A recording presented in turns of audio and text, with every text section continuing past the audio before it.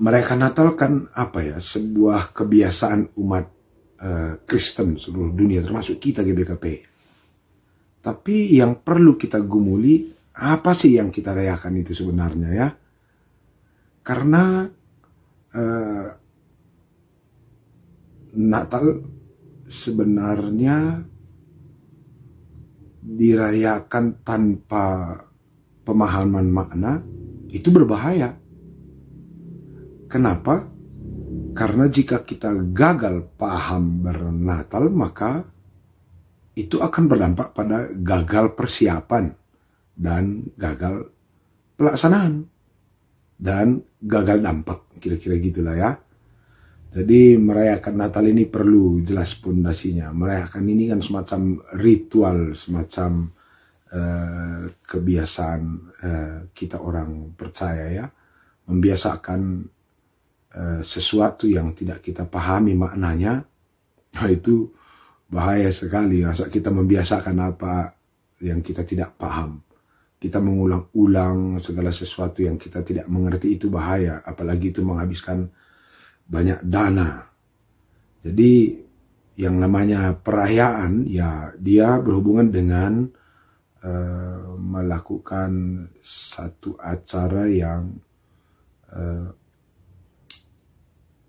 pasti menyedot dana, menyedot waktu persiapan, melibatkan banyak orang dan sebagainya, yang namanya perayaan ya. Jadi perayaan sebenarnya berhubungan dengan pengulangan makna, meneguhkan nilai-nilai, lalu nanti mempertemukan makna dan nilai-nilai yang kita pahami melalui Natal itu dengan realitas kehidupan.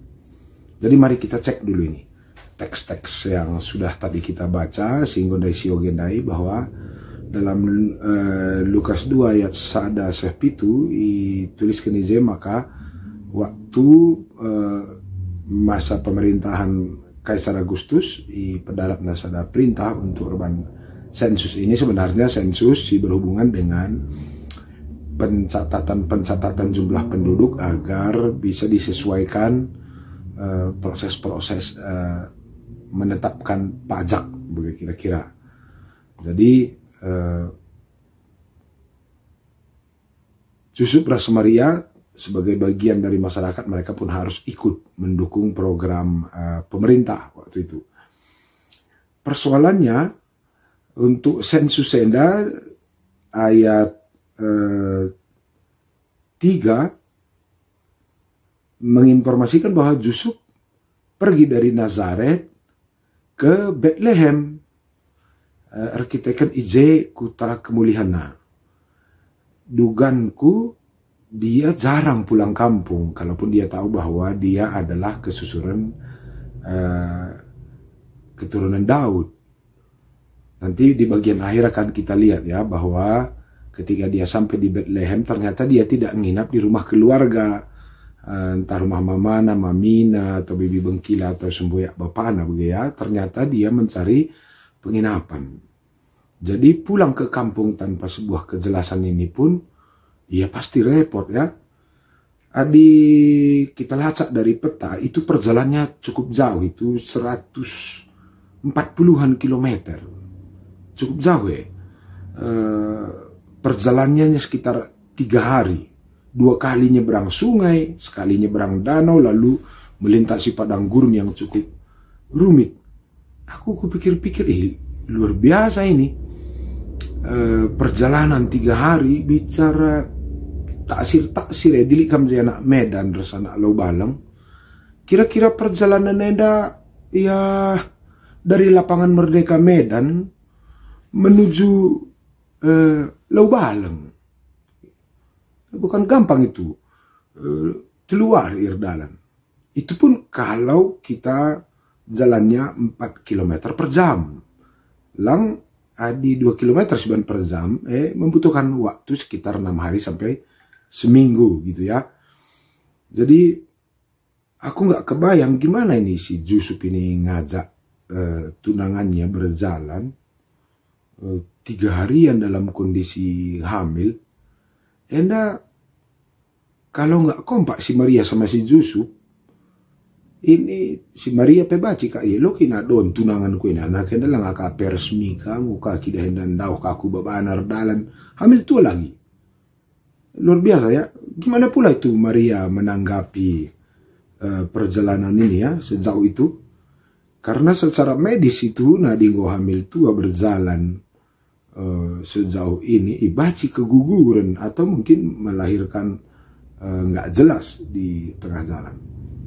Pertanyaan Tagundari, ada apa dengan Yusuf dan Maria? Kenapa dalam kondisi yang sulit ini dia mau juga mengikuti sensus yang cukup panjang dengan resiko yang cukup besar, melintasi padang gurun, 2 sungai, 1 danau, penyamun pelangaka jelas ka tengah dalan tali talang, alat-alat keamanan pelangaka jelas dan sebagainya. Ini masih cukup rawan ya. Tapi kenapa tantangan yang demikian berat dijalankan oleh Yusuf dan Maria? Oke, ini pasti ada rahasianya.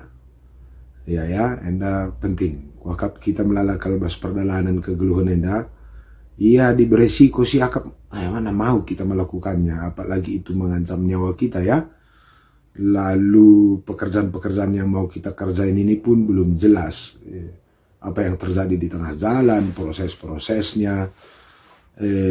Biasanya di labu sekak nyaman kalau jenari bacika kesah resikona, kemungkinan besar tidak akan banyak orang yang suka melakukan pekerjaan ini.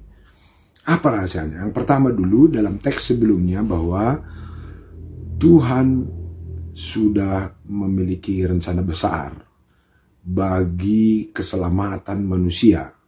Dan itu sudah dibuatkan jauh-jauh dalam perjanjian lama ya.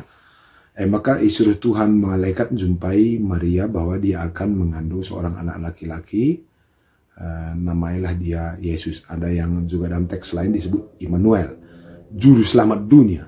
Wah, luar biasa ya.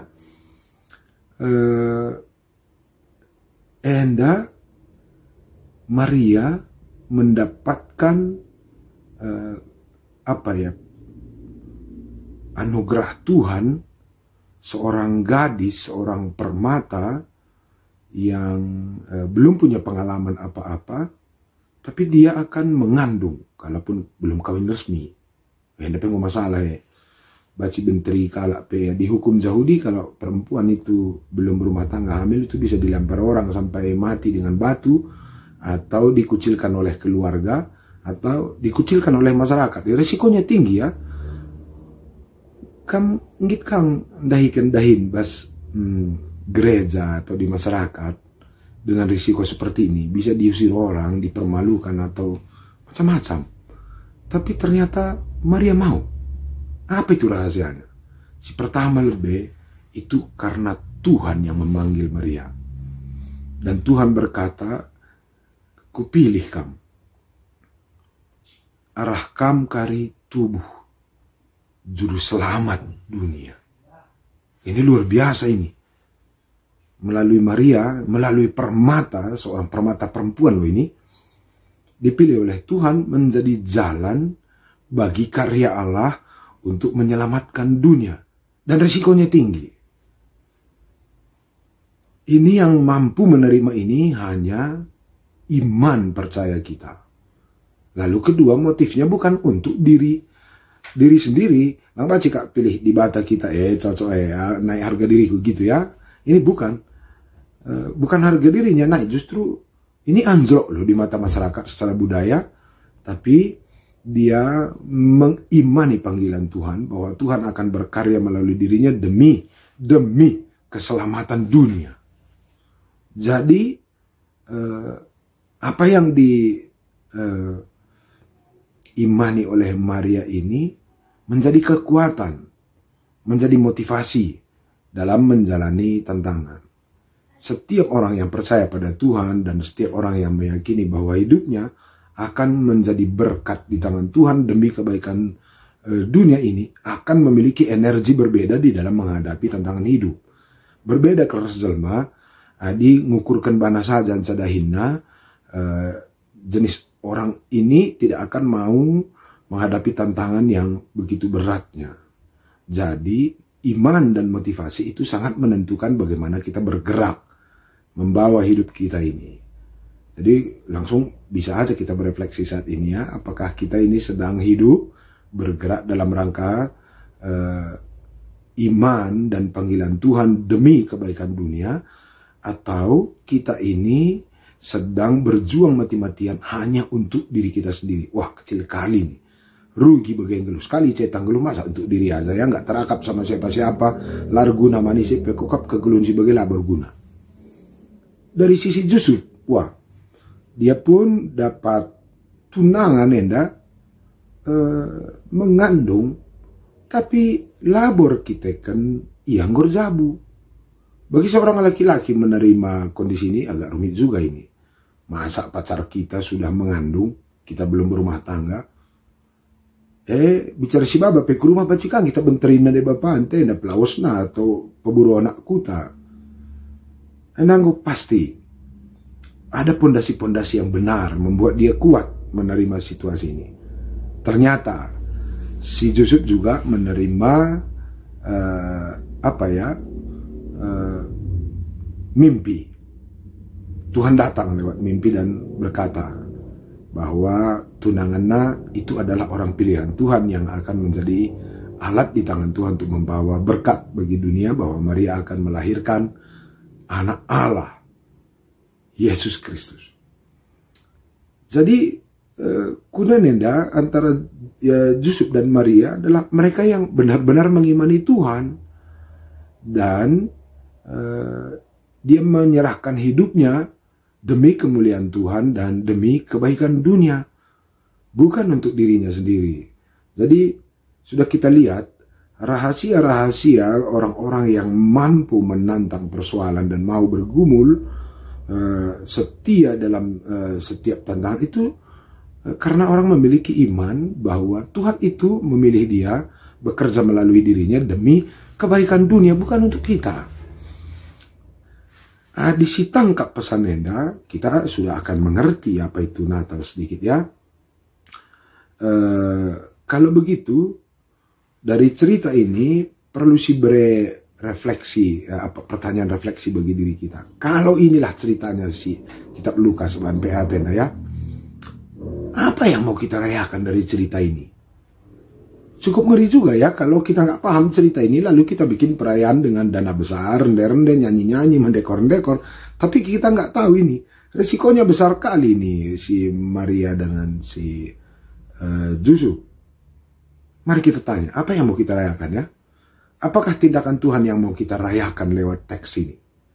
Apakah rencana baik Tuhan sebenarnya bagi manusia lewat cerita ini? Lalu kalau kita nanti mau bernatal, tentu kita tanya ya, apa rencana baik kita bagi sesama kita? Tuhan kita itu mengambil rupa seorang hamba. Hebat kalian ya. Luar biasa karena ada Allah yang mau mengambil rupa seorang hamba supaya kita manusia ini bisa mengenal Tuhan lebih dekat melalui keterbatasan-keterbatasan kita sebagai manusia yang sederhana. Jadi hebat ya, Tuhan itu merendahkan dirinya dan mengambil cara bagaimana supaya dia, Allah yang begitu besar dan luar biasa, bisa dipahami oleh manusia dalam kesederhanaan dan keterbatasan kita. Oke, jadi kalau kita mau Natal nanti, apa yang mau kita lakukan ya, supaya kita bisa dimengerti oleh orang sayang kita, cinta kita, bagaimana membuat diri kita ini bisa dipahami orang sebagai sesamanya, sahabatnya, mengerti orang lah, si bahan-bahani saja kita casor ya, apalah gunanya itu Natal ya. Dan ini pun perlu juga kita koreksi. Hadir Natal kali kita tanya dulu diri kita, apa rencana Tuhan bagi dunia ini dalam Natal, lalu apa rencana kita. Kalau Tuhan punya rencana baik, lalu rencana baik kita sebagai permata apa gitu ya. Kalau Tuhan mau mengambil rupa seorang hamba, artinya Tuhan mau menerjemahkan dirinya menurut porsi pemahaman manusia. Lalu sebagai permata, apa yang akan kita kerjakan di Natal ini supaya semua tindakan-tindakan baik kita juga bisa dimengerti oleh orang, bukan source sendiri gitu ya. Angka kalakemin. Karena apalah artinya sebuah perayaan dan apalah artinya sebuah kegiatan jika memang orang tidak paham gitu. Maka kita coba dulu. apakah dalam diri Maria yang mau kita peragakan dalam Natal ini ya? Bagian apa Maria yang mau kita rayakan ini? Glaula kari ya patung-patung nan sasi tempel-tempeli gambar-gambar nah gitu. Justru apa Yusuf yang mau kita teladani dan mau kita peragakan di Natal ini? Glaula kari pemana sih bahan dekorasi kandang domba, ada patung Maria, ada Yusuf atau gambar begitu ya. Tapi kita tidak mengerti apa yang kita tempel-tempel itu, dan kita tidak meneladani apapun. Kita tidak menginstal spirit dari Maria dan Yusuf. Kalau Maria dan Yusuf menerima tantangan yang begitu berat demi kemuliaan Tuhan dan demi keselamatan manusia, lalu pertanyaan kita pada Natal ini, demi siapakah aku akan melakukan Natal ini? Gitu. Demi diriku kah, atau ada yang akan menjadi terberkati melalui perayaan Natal kita ya? Jadi Natal bisa kita rangkum-rangkumkan. Natal itu harus terkoneksi dengan apa yang kita imani, apa yang kita pahami. Demi kemuliaan Tuhan, rencana Tuhan dan keselamatan manusia gitu ya. Lalu Natal ini akan berhubungan juga dengan apa yang akan kita jalani dalam panggilan Tuhan, seperti Yusuf ya, apa yang akan dia jalani sebelum Yesus lahir. Kaisi ban persiapan sebelum Yesus lahir, kalaupun nanti tantangan itu ada ya. Apa yang akan kita peragakan dalam proses Yesus memanggil kita itu? Apakah kita akan setia dalam tantangan kalaupun itu berat? Itu perjalanan berapa hari tadi itu ya, nyebrang sungai lagi, hamil-hamil, nyebrang danau lagi, nyebrang padang gurun lagi. Wah, ngeri nih. Dan kalau kita tangkap pesannya, Natal itu bukan di perayaannya. Natal itu adalah proses mengimaninya dulu, memaknainya, mencari nilai-nilainya, lalu kita berkomitmen untuk melakukannya. Jadi Natal itu bukan menonton perayaan atau hiburan. Boleh-boleh sih, kemasan-kemasan kan penting ya. Tapi nanti kita akan lihat bagaimana itu pentingnya juga. Kita akan bahas kemasan. Kupersiapan Natal, karena dalam bahan bimbingan PA Warienda, apa yang mau kita persiapkan berhubungan dengan Natal gitu ya. Usulku begenda, tapi jangan pakai usulku ini 100%, kamu kari dialog, kamu kari diskusi, lalu munculkan usul-usul ya. Ini hanya sedikit referensi aja lah, dan tidak mutlak-mutlak banget. Dan bisa jadi usulku ini nggak relevan dengan kondisi kamu di Jakarta. Aku usul begini. Dili rencana durban Natal anak-anak kami Permata, ajak dulu teman dulu berdialog beberapa gitu ya. Cari orang-orang atau sahabat-sahabat yang bisa kita berdiskusikan dulu. Bukan maknanya, kita baca teks, kita berdoa bersama, kita merenung bersama. Setelah kita dapat pesan-pesan seperti bahan PA kita hari ini, setelah kita dapat pesan, maka mungkin kita bisa merencanakan apa yang akan kita buat melalui Natal kita kali ini. Nilai-nilai apa yang akan kita bangun bersama. Apakah di surga ke dunia, ya bagaimana kalau kita bikin Natal yang membuat orang akan tersentuh untuk merendahkan diri dan menempatkan. Teksnya sudah semakin aman ini. Membuat responsoria dan doanya atau membuat drama-dramanya sudah lebih aman ini ya. Maka tetapkan target kita. Kalau Yesus mau menyelamatkan dunia, dan kalau Maria bersedia menghadapi tantangan demi Kristus dalam dirinya, sama seperti Yusuf, lalu apakah yang akan kita kerjakan sebagai permata ronggun, sehingga hidup kita ini tidak hanya akan bernyanyi-nyanyi, beria-ria dalam Natal, tapi ada target kita sebagai permata ronggun, gitu ya. Dan setelah itu baru kita akan diskusikan apa temanya apa, dekorasinya apa dan sebagainya, mungkin ras pengorbanan dan sebagainya ya. Setelah kita dapat itu baru oke, kita bentuk panitia, atau mungkin panitia pun di depan nggak apa-apa ya. Tapi kupikir setelah selesailah semua clear bagi kita nilai dan pemahamannya, baru kita angkat ke panitiaan supaya gitu ya. Jadi adinggulit enda maka go sidat pemahaman Natal enda, maka orang yang jadi panitia itu pun akan sudah mulai bernatal sejak kepanitiaan dibuat. Bukan pada hari Natal itu di Bethlehem, tapi sudah terjadi sejak dini, sejak perencanaan. Jadi Natal itu bukan merayakan Yesus dalam palungannya saja, tapi bernatal itu adalah kesediaan kita juga menerima Tuhan menjadi Tuhan kita, dan kesediaan kita untuk memberi diri menjadi alat Tuhan dalam proses-proses pekerjaan Allah ya. Natal itu adalah ketika kita mengimani Tuhan pakai aku jadi alat untuk mempersiapkan acara ini supaya banyak orang akan ketemu makna Natal, banyak orang akan terbangun. Jadi persiapan Natalnya begitu ya. Dilik kali teman-teman tabas perayaan Natal dan ada hambatan cari dana, ada hambatan untuk gotong royong dan sebagainya.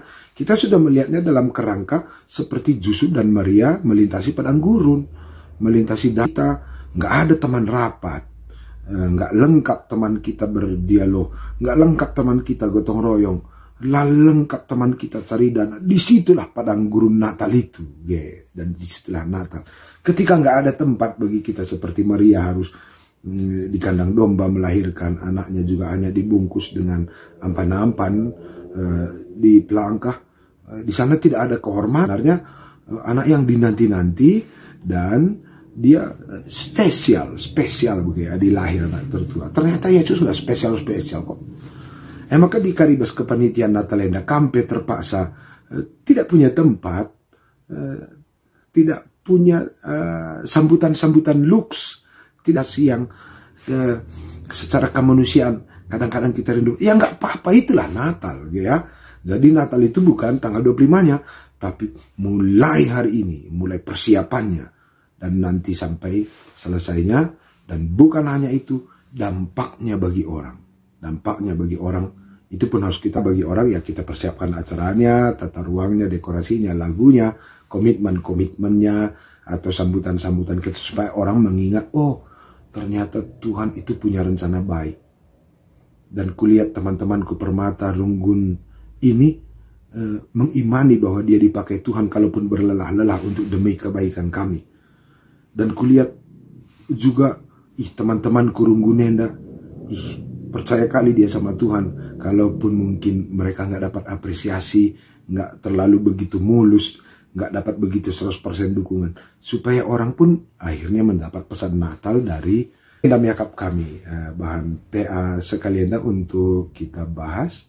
Mudah-mudahan sahabat-sahabat dari Manbandu adik kami selamat ber-PA dan selamat mempersiapkan diri menjadi Yusuf dan Maria sebagai alat di tangan Tuhan membawa kebesaran. Dan ingat, Tuhan pun merendahkan diri, Tuhan pun memberi diri dalam kesederhanaan. Dia pun tidak disambut, tetapi cintanya tidak digagalkan oleh keterbatasan manusia untuk mengenal Allah. Selamat ber-PA dan selamat mempersiapkan Natal. Mari kita artoto. Bujur Tuhan, ibas katandu si jadi palas percakapan kami mereka. Kami sungguh bersyukur bahwa anak Allah yang menadingkan kinderatan surga mengambil rupa manusia, idara mindu usur cara uga carana. Gelah kami baci mengenal Tuhan, mengenal cinta Tuhan dengan lebih baik, walaupun kami manusia ini sungguh terbatas, tidak selevel dengan Tuhan. Ajar kami Tuhan untuk mengerti betapa besarnya cinta Tuhan yang mau merendahkan diri dan selalu mencari cara kreatif untuk menerjemahkan cinta bagi manusia. Jenari Tuhan bujur kami terinspirasi dengan Maria dan Yusuf, dua orang permata yang memberi dirinya demi kemuliaan Tuhan dan demi kebaikan seluruh manusia. Sempati kami Tuhan, kami anak permata sangat rindu hidup kami ini dalam kemudahan kami menjadi alat di tangan Tuhan sebagai pembawa berkat, pembawa damai sejahtera bagi dunia ini. Endam pertolongan kami Tuhan, reh kami manbandu, ibas gelar Yesus Kristus Tuhan, Juru Selamat kami. Amin.